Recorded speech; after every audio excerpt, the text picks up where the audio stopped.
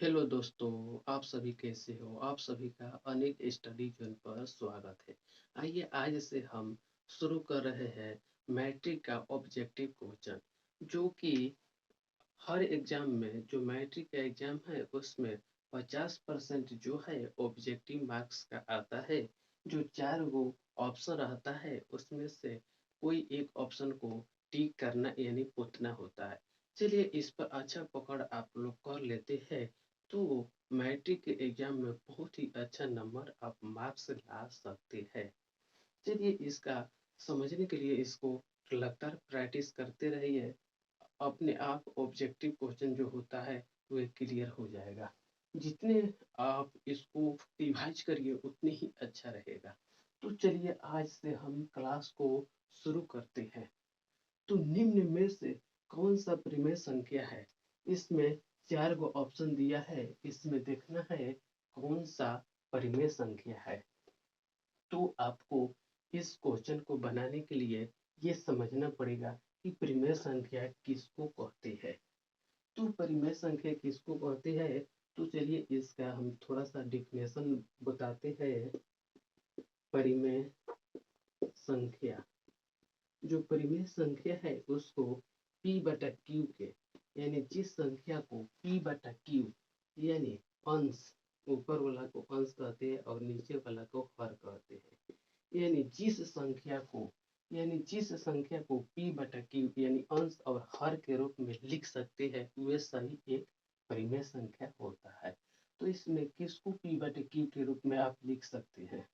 तो चलिए, जो √3 है, √3 का आप p बटा q के रूप में लिखेंगे तो इसको क्या होगा? तो √3 का मान होता है 1.7320 डॉट डॉट इंफिनिटी तक आएगा। इसका मान जो होता है लिमिट नहीं है, ये अनंत तक जाता रहेगा। तो इसको p बटा q के रूप में कैसे लिख सकते हैं? नहीं लिख सकते हैं। इसलिए इसका जो √3 है इसका पूर्ण रूप से वर्गमूल नहीं निकल सकता है, इसलिए क्या है, ये परिमेय संख्या नहीं है। तो चलिए बी ऑप्शन उठाते हैं। तो ऊपर में लिखा है 2√2 बटा √2, तो ये कैंसिल हो जाएगा।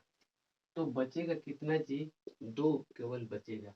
तो 2 को p बटे q के रूप में आप आराम से लिख सकते हैं, क्योंकि किसी भी संख्या को बटा में एक लगा सकते हैं, यानी p बटा q हो गया। तो ये क्या हुआ? परिमेय संख्या है। तो आपको यही टिक करना है कौन सा परिमेय संख्या है, तो आप बी ऑप्शन लगा सकते हैं। चलिए नेक्स्ट देखते हैं। चलिए दोस्तों दूसरा प्रश्न देखते हैं। किसी धनात्मक पूर्णांक a तथा b के लिए a, b का मस गुना a, b का लस निम्न में से किसके बराबर है? इस क्वेश्चन का ये का नाम है कि किसी धनात्मक पूर्णांक a तथा b के लिए a, b का मस यानी HCF गुना a तथा b का लस यानी लघुत्तम निम्न में से किसके बराबर है? तो a, b का आप मस निकालिएगा। मस का मतलब होता है HCF निकालिएगा तो कितना हो जाएगा? यानी किसी धनात्मक पूर्णांक यानी किसी भी धनात्मक पूर्णांक आप मान सकते हैं, उसके लिए क्या ये सही होना चाहिए। ये आना जो आएगा वो सही होना चाहिए। मान लीजिए किसी भी धनात्मक, ये 1 मानते हैं, ये 2 मानते हैं, ये धनात्मक पूर्णांक है, तो इसका HCF कितना होगा जी? 1 होगा। ठीक है, आपने ठीक कहा।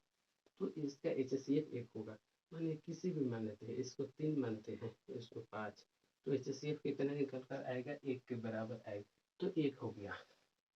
तो इसी का धनात्मक यानी ए और बी का क्या करना है जी? लसा निकालना है। लसा का मतलब होता है लघुत्तम यानी एलसीएम। एलसीएम कितना हो जाएगा? तो किसी भी धनात्मक पूर्णांक मान लीजिए, यानी ये माना है 3 और 5 मना है तो गुना हो जाएगा, यानी इसका लघुत्तम कितना हो जाएगा? 15 हो जाएगा, यानी a गुना बी, हो जाएगा। तो a गुना बी इसका जो होगा एलसीएम हुआ। एलसीएम हुआ मुझे, तो पूछ रहा है कि ए बी का मस गुना ए और बी का लसाअ निम्न में से किसके बराबर है। तो ये किसके बराबर है, दोनों गुना कर दीजिए, यानी इसका एक आया, एक गुना इसका कितना आया जी, ए बी के फॉर्म में होगा तो एक गुना बी होगा ना जी, एक गुना बी, तो आप गुना कर दीजिए एक गुना बी, तो आपका आंसर आ जाएगा एक गुना बी के बराबर हो जाएगा, ऑप्शन सी। चलिए नेक्स्ट देख, चलिए दोस्तों 3 नंबर क्वेश्चन को देखते हैं। घात एक वाला बहुपद कहलाता है, यानी जिसका घात एक हो उस बहुपद का क्या नाम है, उसको इसमें टिक लगाना है। तो घात एक वाला बहुपद को रैखिक बहुपद कहते हैं, क्योंकि जो x है x+1 जो ये हुआ ये एक रैखिक बहुपद है, x+4 ये क्या है, रैखिक बहुपद है, क्योंकि इसका घात कितना है जी, एक है। तो घात एक वाले बहुपद को रैखिक बहुपद कहते हैं, और ये घात x² + 2x+3 होता, तो ये क्या कहलाता, ये द्विघात बहुपद, क्योंकि इसका घात कितना है जी, 2 है, तो द्विघात बहुपद होता। और त्रिघात बहुपद किसको कहते हैं, तो x⁴ + 4x² + 3x+1 जो ये है त्रिघात के रूप में है, इसका घात कितना है, 3 है, तो ये क्या हुआ, यह त्रिघात बहुपद हुआ। तो इसी तरीका से आप क्या इसको समझ सकते हैं, ये एक रैखिक बहुपद है, यानी घात एक वाले समीकरण को रैखिक बहुपद कहते हैं। चलिए नेक्स्ट, चलिए दोस्तों क्वेश्चन नंबर 4 देखते हैं। त्रिघात बहुपद का सबसे व्यापक रूप है, यानी त्रिघात बहुपद यानी जिसका घात 3 हो उसका व्यापक रूप क्या है। तो आपको क्वेश्चन नंबर 3 में बताए थे, जिसका घात 2 हो वो क्या कहलाता है, द्विघात बहुपद, ये क्या है, द्विघात बहुपद है, द्विघात बहुपद है, और जिसका घात 3 हो उससे हम त्रिघात बहुपद कहते हैं, यानी 3 घात से अधिक नहीं होना चाहिए। तो ये क्या हुआ, इसका घात x⁴ है, तो ये क्या हुआ, त्रिघात बहुपद हुआ।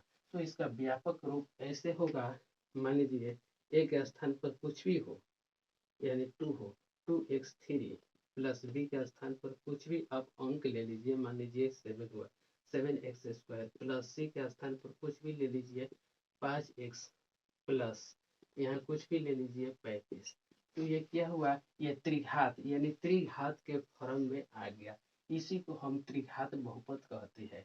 तो ये ऑप्शन नंबर सी आप टिक कर सकते हैं, ऑप्शन सी नंबर एक्यूरेट सही हो जाएगा। चलिए नेक्स्ट, तो क्वेश्चन नंबर 5 को देखते हैं। यदि साइन ए बराबर 3/4 तो कॉस ए का मान होगा, यानी साइन ए का मान दे दिया है और पूछ रहा है कॉस ए का मान क्या होगा। तो इसी प्रकार के प्रश्न को कैसे निकालते हैं, तो आप लिख लिए साइन ए बराबर 3/4, ये क्या है, क्वेश्चन में दिया है तो हम लिख लिए, तो साइन ए यानी लाल बटा काका, आपको ये शॉर्ट याद कर लेना है। तो साइन ए का मान कितना होता है, लंब, लंब बटा के से होता है कौन, लंब बटा कर्ण होता है, यानी जो लंब है, लंब 3 है और कर्ण जो है 4 है। तो आपको क्या निकालना है, इसमें आधार निकालना है। तो आधार बराबर होता है √अंडर कर्ण का स्क्वायर, तो कर्ण का स्क्वायर माइनस लंब का स्क्वायर। तो आप इस फार्मूला के यूज करके आधार को निकाल लीजिए, तो कर्ण का स्क्वायर 16 माइनस लंब का स्क्वायर करेंगे 3 का स्क्वायर तो 9 हो जाएगा, तो इसको घटा दीजिए